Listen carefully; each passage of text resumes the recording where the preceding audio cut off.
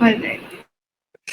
Good morning, everybody. Today we are here to talk about this research paper, which is titled as "Mental Health, Pop Psychology, and Misunderstanding of Clinical Psychology." The research was done in 2022 by Caleb W. Lack and Jacques Rousseau. And today we are going to talk about it to understand about it and its implications. First, we are going to talk about attitudes regarding mental health and treatment. In this, they have talked about how mental health is stigmatized, and it is basically on two levels.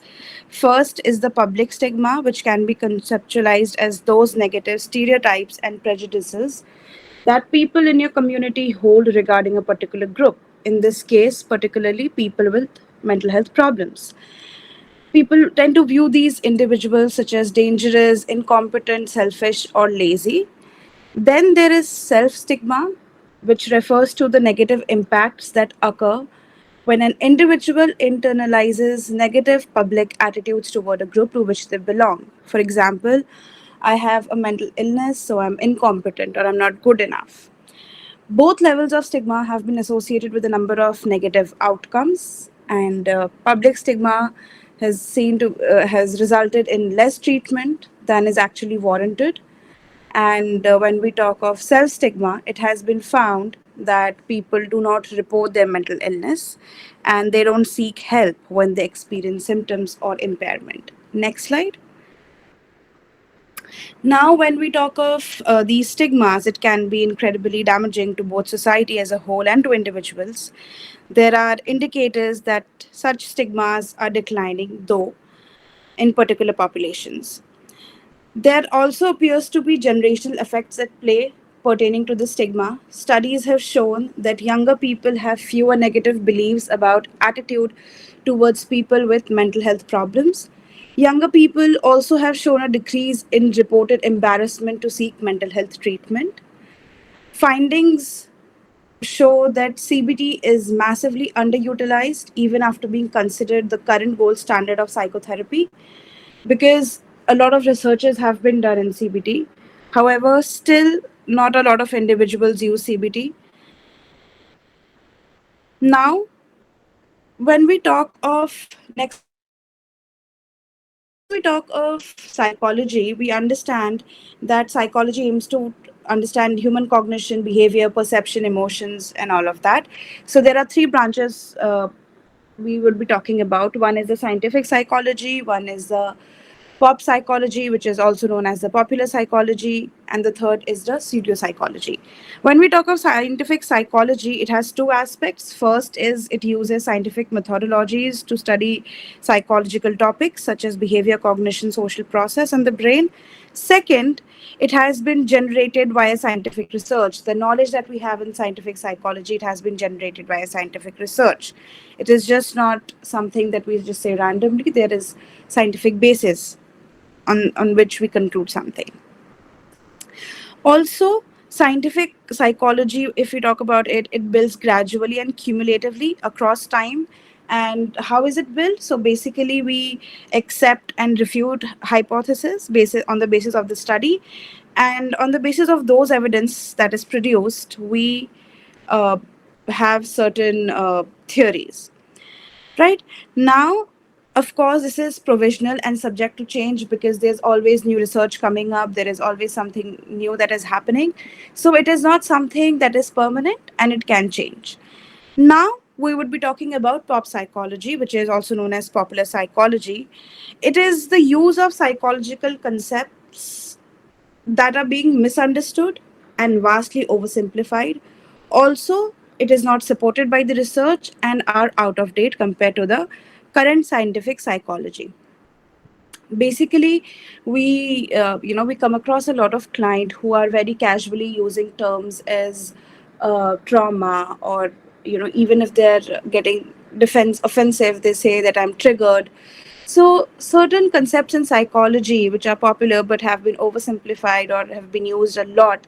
So, that is what pop psychology is. We would understand more about it, who's promoting pop psychology, what is it about. But first, let's understand pseudopsych. Next slide. Right. So when we talk of pseudopsychology and pop psychology, pseudopsychology is basically psychology related information that attempts to present itself as scientific psychology, however, fails to follow the guidelines for what actually makes science scientific, right? No proper research, no hypothesis testing, nothing. When we talk of pop psychology and pseudopsychology figures, they do not have any proper training. Like they're not trained in psychology, they don't have any psychological background, and they don't engage in the ongoing clinical research. So they do not know what is going on and what is really happening on the reality basis. However, they are very popular amongst people, and they do have recognition within public because they have written books which are very famous. They come for TV shows and interviews. So that has made them pretty popular, because of which they have a wider reach, and because they have oversimplified the concepts of psychology, which is easier for people to understand. That is why these psychology, pop psychology and pseudopsychology, which is not scientific, is widely accepted by the layman. So some such personalities are Bryan, who's the writer of The Secret, and though she has no scientific evidences for whatever she has written on manifestations or everything, but people still read that book and they feel that that is what psychology is about. Then there are other people as well. In pop psychology, there's Phil McGraw.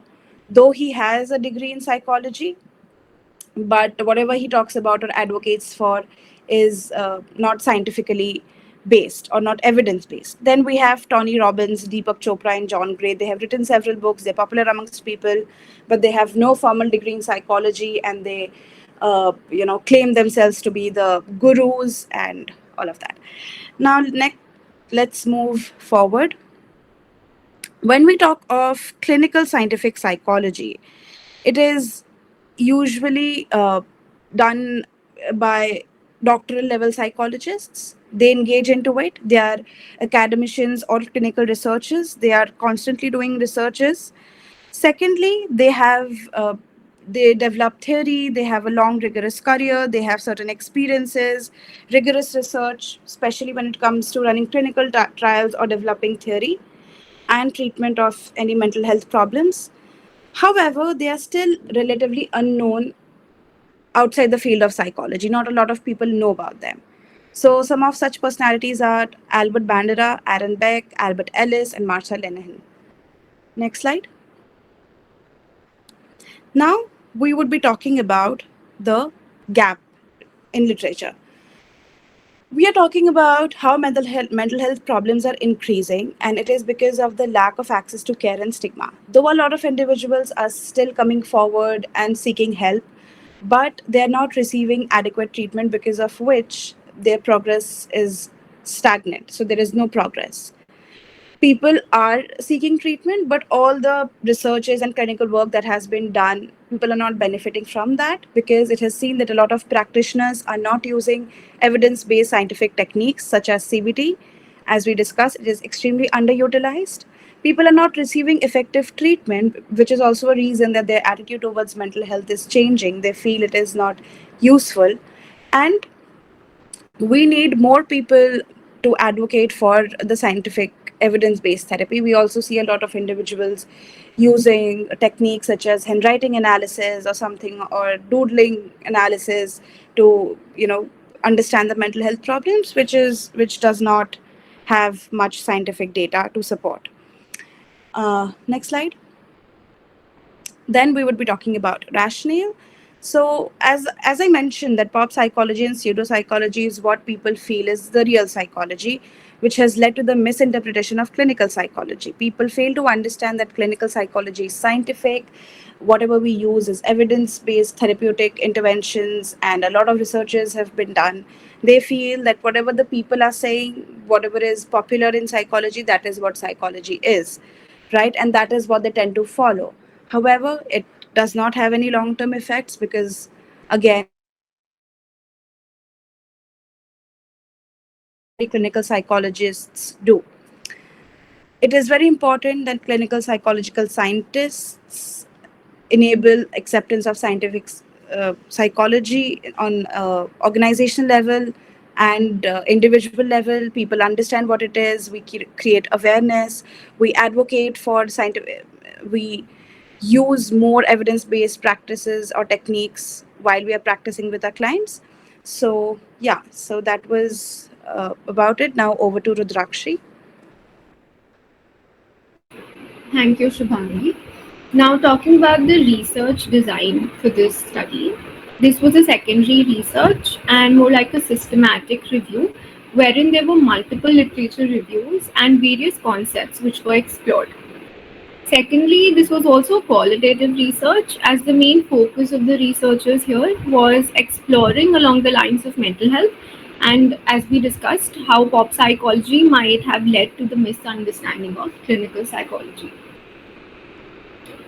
Talking about the result and the findings, while attitudes towards those struggling with mental health issues are becoming more positive and encouraging, as Shivangi shared with us, only a small percentage of people with mental health problems are actively seeking or receiving treatment for those problems, and unfortunately, an even smaller number are likely receiving those treatments which are evidence based. When we talk about popular and pseudoscientific versus scientific psychology, the research found that today's mental health clinicians are finding themselves under increasing pressure to justify not only what they do, which is either psychotherapy or some other service, but also how they do it. And unfortunately, as we have multiple reviews on this already in the past, a large number of mental health clinicians are not utilizing the evidence based psychotherapies and assessments, especially in the rural areas where we have fewer doctoral level practitioners. Therefore, majority services are either being delivered by master's level mental health clinicians or just social workers. When we talk about why non-scientific psychology is more embraced by the public, this review concluded on three biases and heuristics in particular, which help us explain the same. Firstly, they spoke on confirmation bias, and as we understand, this basically undergirds the entire reason why scientific methodology needs to be developed in the first place. So, we naturally try to find information that supports and proves our beliefs, which in turn can actually lead to a wholesale discounting or ignoring of the contradictory evidence. And when we think of science, right, it is actually actively disapproving the ideas. So, and as humans, we do not naturally think in a scientific manner, which helps make pop and pseudopsychology so much more easier to understand and absorb.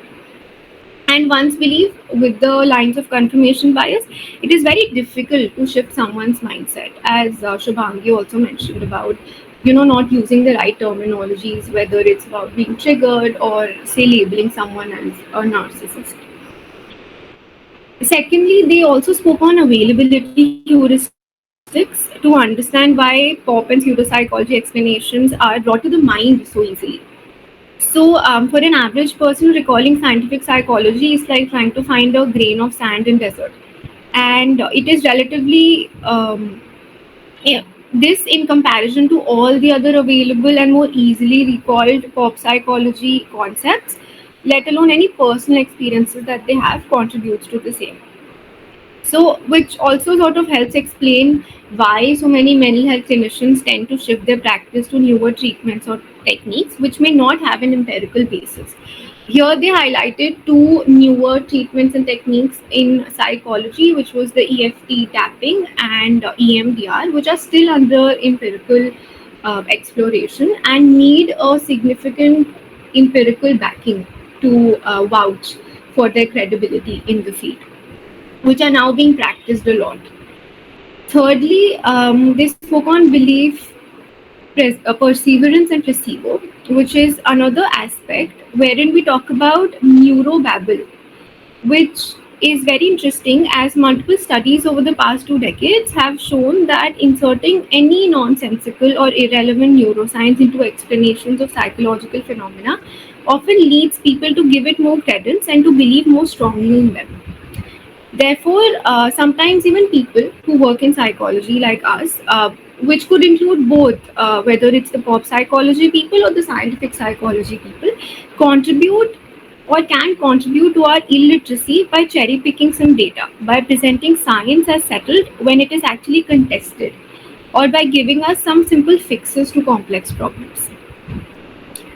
Lastly, when they spoke on why scientific psychology is rejected or ignored, there were multiple reasons, but the key reason was the problem with free press, which is that they're also free to lie and free to, more than lying, free to present a distorted view of the situation.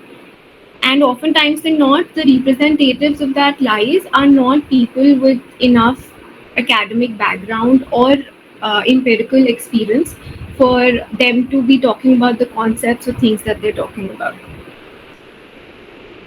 Lastly, in findings, they actually highlighted the role of clinical psychologists in helping general public embrace scientific psychology better. So first, they spoke on explanations over reasons, which is a great place to start because rather than reasoning our field at large, explaining certain concepts and where they're coming from with particular empirical backing is a great place to start as clinical psychologists or even psychologists at large. They also spoke on inoculation theory, which is, as we all know, resistance to persuasive influence. So they highlighted how we need inoculate people in our field against who can actually speak against misinformation and explain the fallacies which underlie that misinformation. They also spoke on reasserting the value of experts and how they significantly differ from those pseudo psych experts or self proclaimed experts, which is very, very important, which could be backed up by speaking about your academic experience at large. Right. Next, they also spoke on being better communicators of science, wherein this talked about how it's important to explain the concepts in a simple yet meaningful way, which is covered in research as well, not just coming from a place of experience.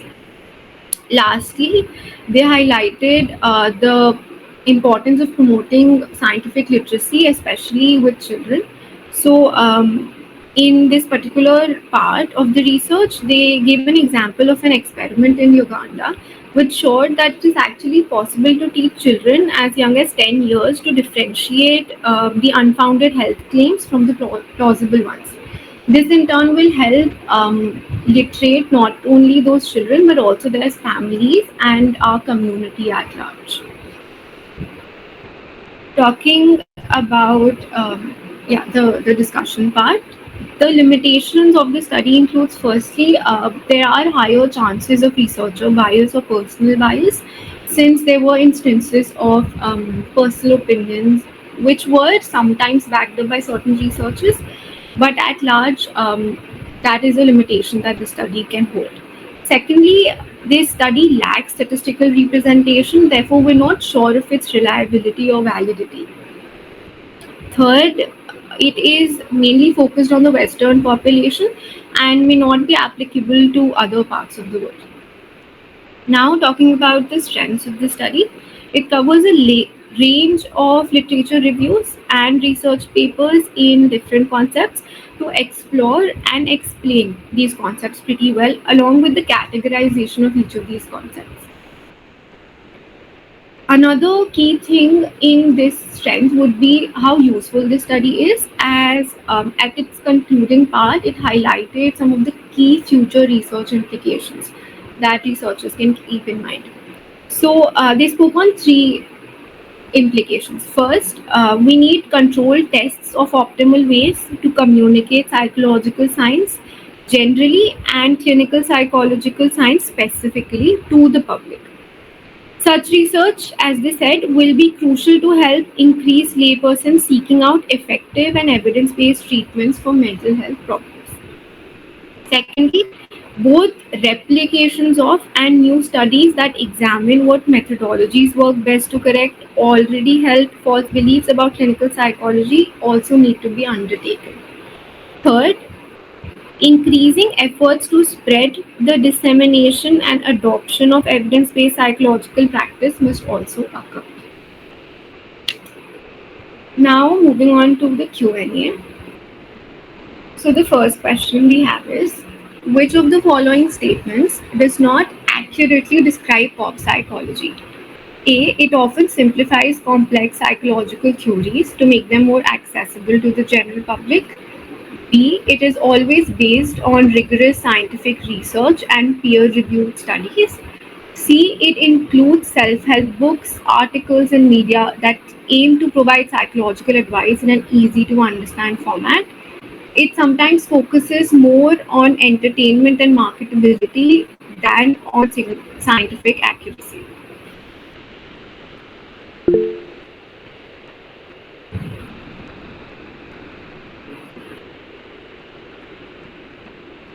Right.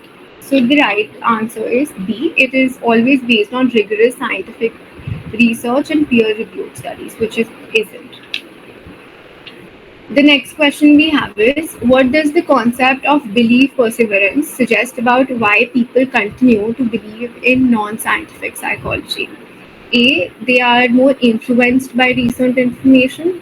B. They prefer explanations that align with scientific evidence. C. They cling to initial beliefs even when faced with contradictory evidence. And D. They are unable to recall scientific psychology.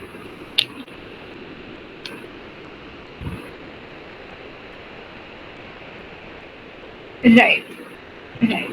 The answer is C. Thank you so much for participating, guys. This is the reference, and yeah, thank you.